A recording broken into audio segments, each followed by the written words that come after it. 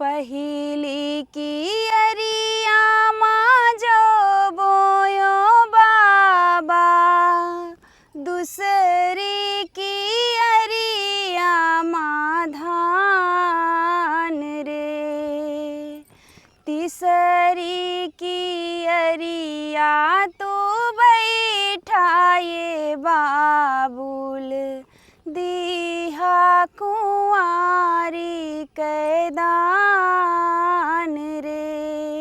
पहिली भावर बाबा गोबरा के गौरा, दूसरे माँ जले लहराई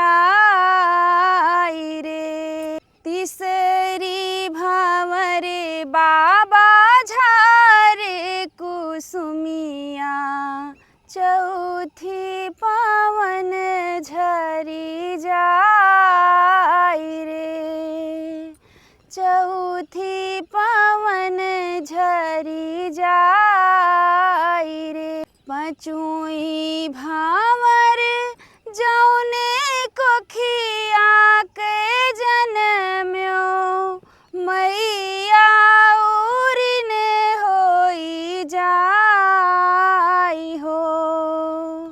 छठवीं भावर वही सिंदूरा के कारण, सतुई